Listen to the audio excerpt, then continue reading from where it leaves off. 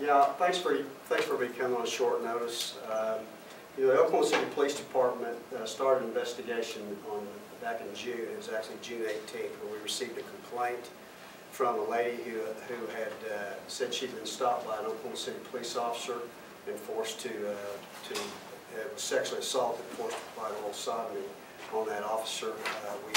The officer was placed on administrative leave at that point, taken off duty on June 18th, and we started an investigation. Our sex crimes unit, during that investigation,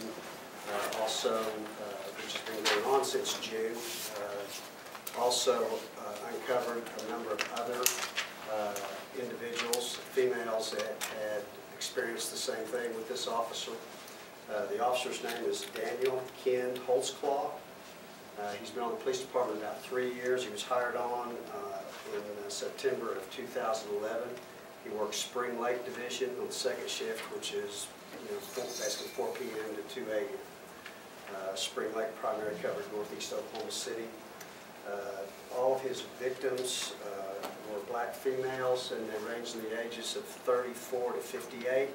There is right now, they've identified 6 of them with whom they have received statements from, and 1 they're still attempting to get statements from.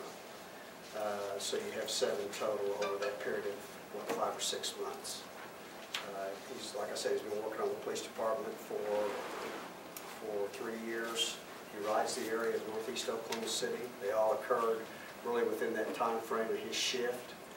They all occurred really basically somewhere between Lincoln Boulevard to I-35 and about northeast 14th and northeast 50th.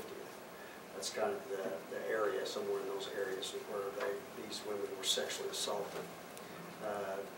In conversing with the DA's office and working with the DA's office over the last several months, like I said, these officers were able to locate some actual females that had encounters.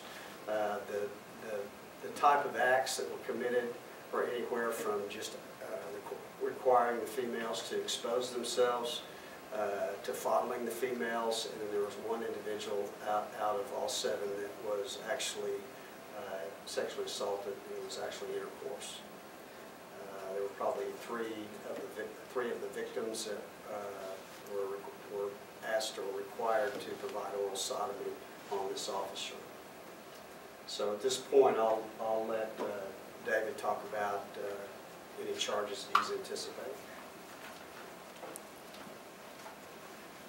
This morning, the Oklahoma City Police Department detectives and our assistant district attorneys, the chief of my sex crimes unit, presented a probable cause affidavit to one of the Oklahoma County district judges and requested an arrest warrant. That arrest warrant and affidavit was reviewed by the Oklahoma County District Court judge. She signed off on that probable cause arrest warrant, set a $5 million bond. The suspect, soon to be defendant, was arrested and should be being booked in the Oklahoma County Jail as we speak, and will be held on that $5 million bond.